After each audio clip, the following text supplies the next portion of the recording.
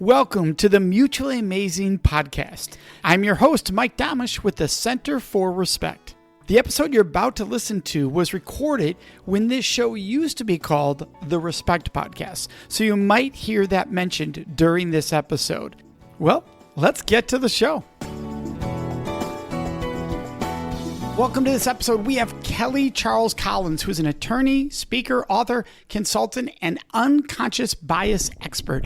She works with organizations to discover and leverage the true value of their workforce and to keep them on the right side of hashtag movements. So Kelly, thank you very much for joining us. Oh, thank you so much for having me today. And so this is, on our show, we've discussed unconscious bias previously. Everybody can have a little bit different explanation of what it is. How do you explain what unconscious bias is? Unconscious bias are those snap judgments that we make about people. It's based on stereotypes. So things that we have experienced, things that we've heard, things that we've seen in the media, when we're growing up, rules we learned as little kids, right, as we were growing up. And we create these visions of people or groups of people. And then when we are overwhelmed with information, we use that learned knowledge to make very quick decisions about those people or groups of people, or sometimes just situations. And so what would be a common example of unconscious bias?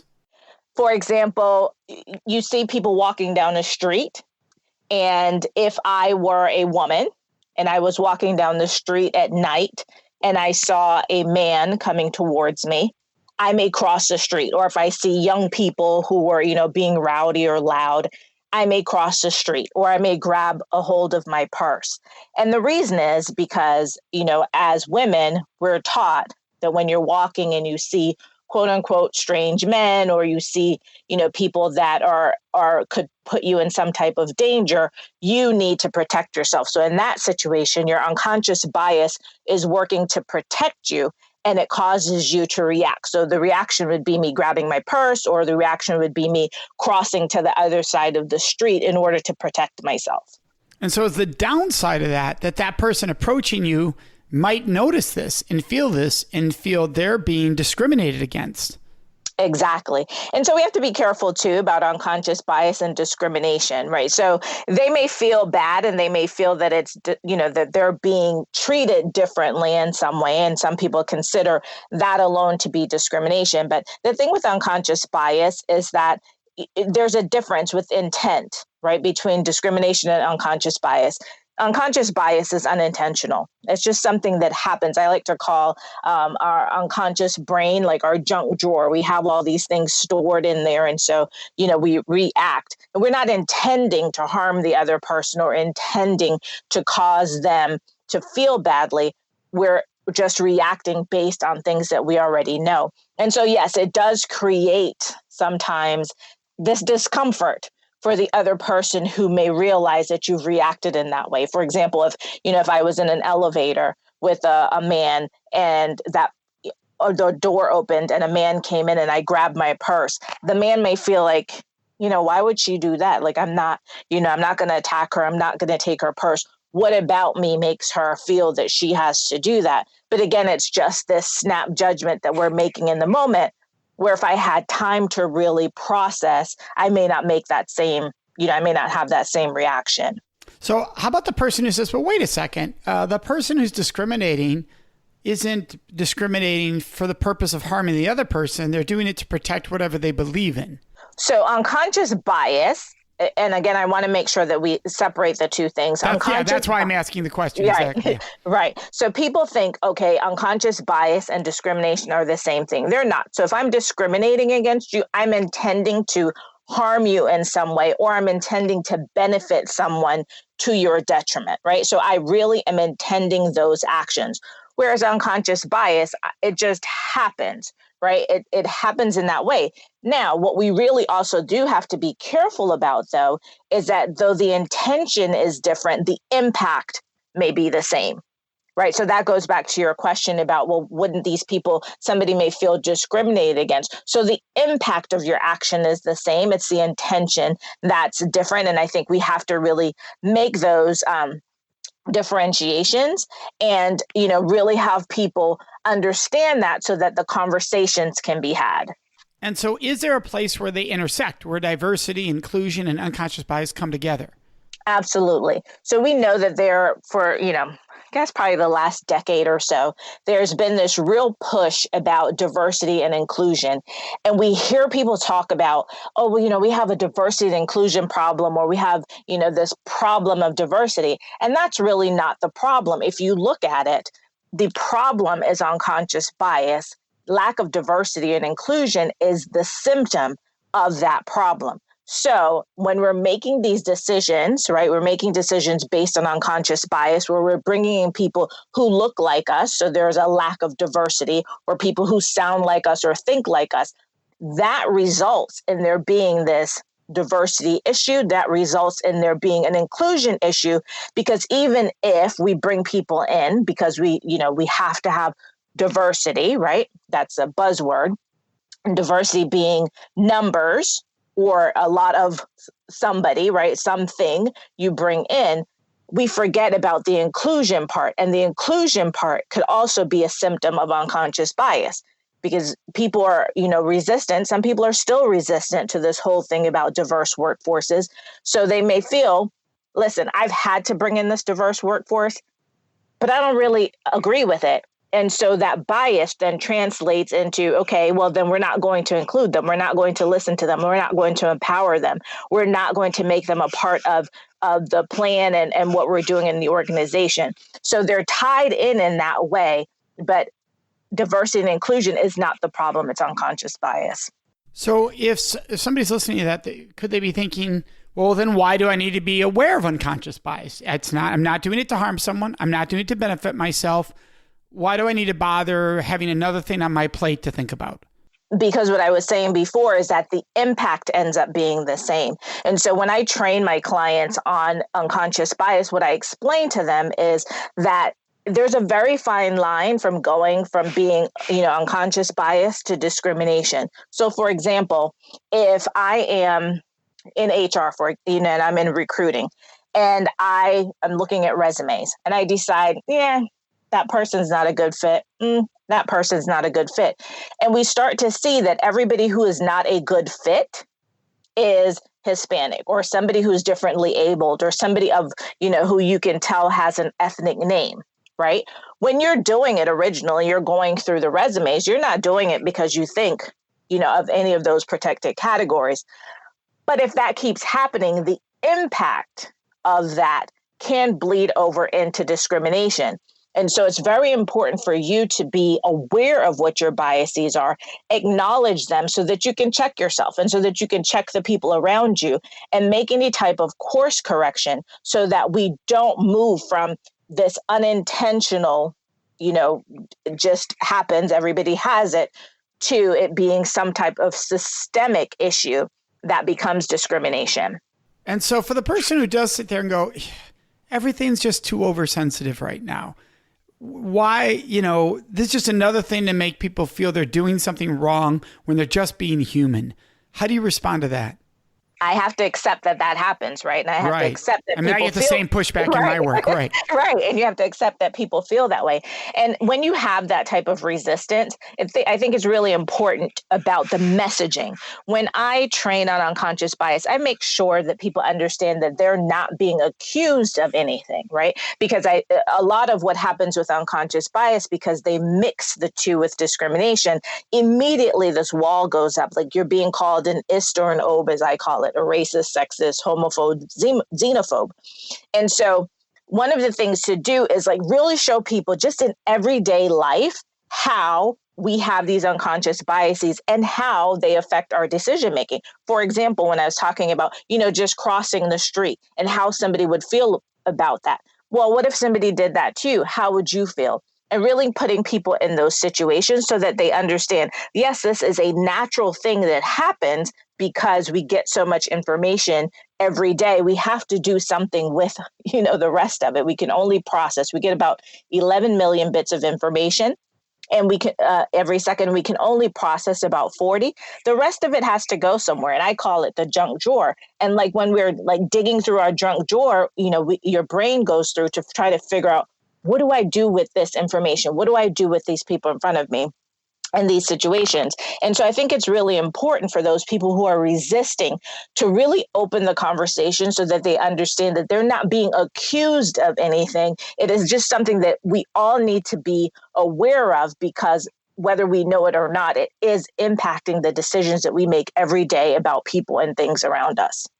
And you have your own experience of your own unconscious bias in this, what happened with GoDaddy. Can you explain that? So with GoDaddy, this was my own unconscious bias coming to the surface. I tell myself I'm a domain hoarder. I own over 100 and something domains. And one day I wanted to use one of my domains for something, and I was told that it had to be hosted. And, I don't know what that means. I'm not that technologically savvy. And so I called GoDaddy to talk to them about what I needed to do. And so the gentleman was talking to me, and he was explaining to me, what I needed for hosting. And he was asking me what I wanted to do with it. And I said, I created this lead page, and I have this thing that's related to a book that I wrote. And, I want to get leads in and send it out to people. And he said, oh, okay. He said, that might be interesting. I might be interested in, it was a cheat sheet. And I said, oh, okay. I just brushed him off. And so he kept talking to me, and he brought it up again. And he said, oh, I think I would really be interested in that. And I was like, in my own, I guess, arrogance was like, no, thinking to myself, why would he be interested? So he says, no, tell me what it is, tell me. And I said, well, it's a cheat sheet based on my book, and it's about workplace investigations, but you probably wouldn't be interested in it. And he says, oh, Kelly, well, that's where you're wrong. He said, I used to be a compliance officer for some major company for many, many years. So that's right up my alley. And so what that really showed me is that I had created this persona of him, right? Because he was working at GoDaddy. He was talking to me about hosting. He was, a customer service person. And so for me, why would he ever be interested in my book on workplace investigations, which goes to companies and owners and, CEOs? But I don't know his background, right? So we assume things about people all the time, and then we make decisions about how we interact with them or how we don't interact with them. And so for me, even being an unconscious bias expert, that was just another example, like a slap in my face, like, Kelly, check yourself. And we always have to do that. Like every single day, we have to check ourselves and the decisions that we're making and how we're interacting, because we don't know. I don't know. This man could have, been a CEO of something, and he's just retired and he likes tech, and this is what he wants to do. So it was just one of those situations that really brought me back and allows me to share that with others so that they understand that we all have it and we do it, and it isn't intentional. So with that said, knowing that we might lose out on customers, we could cross into discrimination accidentally. What are additional dangers of ignoring unconscious bias? So the big one is obviously lawsuits, right? One of the things people are mindful of in the workplace is discrimination lawsuit, Title VII. But they think that because unconscious bias is not the same thing and it's unintentional, that won't get them in trouble. But the courts are now looking at unconscious bias and allowing people to use some of that evidence. It's not widespread yet, but it is becoming more prevalent in the courts. Another big thing, which came out of the Me Too movement, is damage to your reputation. So, you don't want to end up in the news. And we know that once people hear things, it's just like, as I was saying about unconscious bias, we're exposed to things. So then you hear these things about these companies, or you hear things about people, and all of a sudden you start to judge. We don't necessarily follow the story to the end, right? So if your name gets in the news and it's, about sexual harassment or unconscious bias or lack of diversity or whatever, people will hear that story.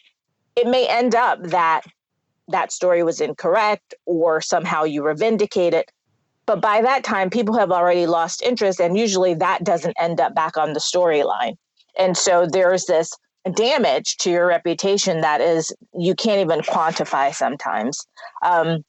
If you're talking about a workplace, then there is, it affects your turnover rates. It affects you being able to recruit and retain diverse and inclusive, diverse talent and top talent. It affects your attendance, morale, profitability. It could affect your business with vendors and customers. So there are all these other things. We think about money and lawsuits, but there are all these other things that happen within the organization and also outside the organization with goodwill that can be very costly and that you cannot easily recoup from. And so how do you learn your biases? How do people figure out, hey, I don't want my biases to make bad choices for me. So how do they become more aware of them? One thing is to do the implicit association test by Harvard. It's online. And so you can go on there and they do different exercises so that you can really see where your biases lie. And when I do training, I also do different exercises. For example, you may list some attributes about someone, and then you ask them, if this is a male, then pick which one of these words you think you associate with them. The other thing to do is to watch the decisions that you're making. Who are you friends with? Who are you asking out for lunch every day, right? Or is it the same people, the same type of people? When you're making decisions about who to promote or who to sponsor or who to mentor, what do those people look like? Is there a pattern? What you need to look for is kind of patterns and how you respond to certain people and certain groups of people. And that will allow you to become more aware of what your biases are. All right. So now you've got them. You got your biases. What are some practical, actionable strategies for disrupting them so they don't make those bad choices? The easiest way, Mike, the easiest way to disrupt bias is to have conversations. We develop so many ideas about people, situations, groups of people because we don't know, right? And so we should really start to have conversations with the people in those groups. So for example, if you have a stereotype about some group or some person, go have a conversation and really actively listen so that you're there to understand and learn and see if what you have heard, what you've been exposed to, what you've experienced really is factual, right? So that's one way that you can do that. The other thing is to really just be open-minded, right? And when you're in a group of people, listen to what everybody has to say. Take in those, other people's thoughts, really consider and value other people's opinions. Another thing is set objective standards. So one of the things that we talk about a lot in workplaces, and I mentioned this earlier, is about good fit, right? We always talk about good fit. And I like to say that good fit is the enemy of diversity and inclusion because we usually use good fit in a subjective manner. But like Zappos uses culture fit, right? That's one of their major hiring and recruiting tools. But the reason that it works is because it's based on objective standards and everybody knows what those objective standards are. So objectivity will also help you in being able to disrupt unconscious bias. I love that. Now, what if it's somebody else displaying unconscious bias? How do you address theirs? So we have to speak up. Right. I did a TEDx on the bystander effect and talking about why some people act and others don't. And there's a power in intervention. Now, some people are afraid to intervene because, they don't know what the other person's going to say or how that person's going to react. And when, ever since I've been little, my mom has taught me about time and place. And so sometimes you can't correct the person or correct it in that moment. But for example, if you see that somebody is speaking over someone, being disrespectful to, when women are speaking in a meeting, for example, you always see that, the men speak over them. Or if there is a younger employee, like a millennial, we like to, to bash the millennials a little bit, we discard them. Someone else needs to speak up and just say, and you can say it just as easily, that was a great idea that Mary had. and really reinforce that that person brought up the idea, right? So then it lets everybody else know, okay, I'm standing up for that person, or I'm correcting something that I saw. And so sometimes it's correction in the moment. It may be correction at some later time, sit down and say, I see that there's a pattern of us, not bringing in, diverse people, or not really listening to diverse voices and ideas. Let's talk about that. Let's see what we can do about it. And all of this has to be in a manner that is non-threatening, so that people are open to it. If we feel that we're being accused or judged, we won't be open. So it really is this process of understanding if correction has to happen in that moment or it's later, but it needs to happen. And you had your own experience where you felt that you were being treated differently by particularly one white male. And so can you share, because you took a lesson from that? It happens a lot in my profession, unfortunately, as a lawyer. But, the other day, and I'll tell the story shortened version, I went to mediation. And I was the only Black female there as an attorney, and everybody else were white males or Hispanic female as an attorney. And after giving our presentations, the male attorney, who was my co-defendant's attorney, wanted to adopt my presentation. My presentation was, I had given all of my legal arguments. I, had given all the defenses for my client, and he wanted to adopt those. And he turned, and I'll just use ABC as the name of the company. And he turned and said, as ABC's secretary just said. And so oh my goodness. So you can imagine how my head spun around. And I was like, secretary, And what was so interesting about that is that we had never met. He and I had never met.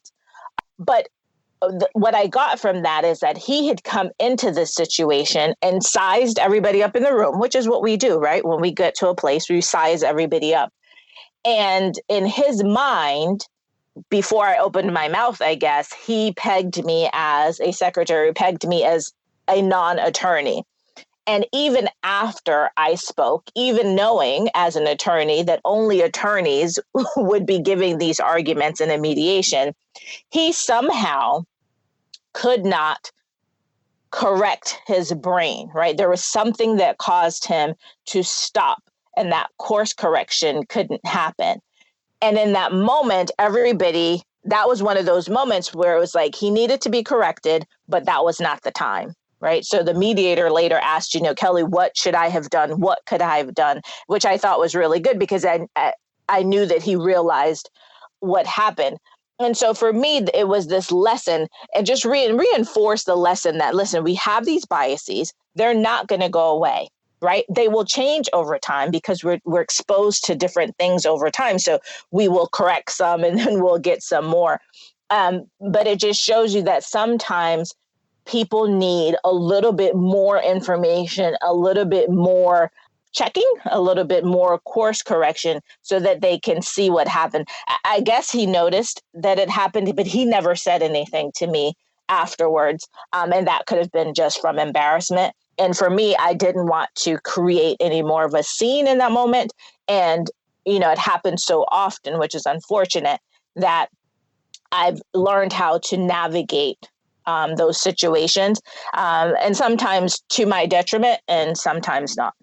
This is an interesting one, because I work with CEOs, and I've been in a room where a male CEO will say, I tell the women you need to speak up, right? And they'll hear about a situation like that and be like, Kelly, every time you must speak up. But what they fail to realize, it seems like, is that it's not your responsibility to fix the other person. It's the other person's to be aware of what they're saying and the impact of their words.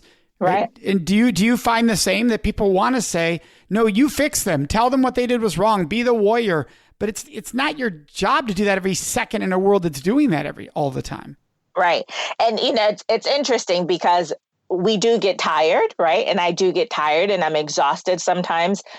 And at times I think, this is really not my job. This is not my responsibility to fix you, right? Or to correct you.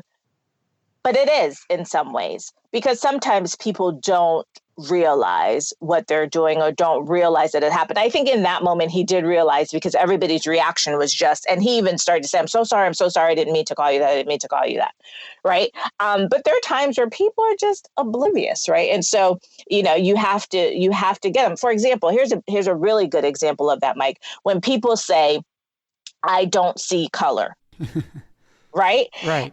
That's very, very well intentioned. And I wrote an article about it on my blog, on my website, because I should have corrected someone who said that to me, and I didn't. And I let him just suffer in his ignorance over that, right? And his ignorance being just a lack of knowledge, right? Not being demeaning to him, but his ignorance in what that really means to a person of color, right? If you don't see my color, that means that you don't see me. If you have to remove my color in order to deal with me, then you're removing part of who I am. And so there is this treating me differently. But when I wrote that article, I didn't realize the impact that it would have on so many people who aren't of color, who were just like, Kelly, thank you so much for having written that, because I never thought about it in that way, right? So sometimes we have to be the teacher, even though we don't want to be.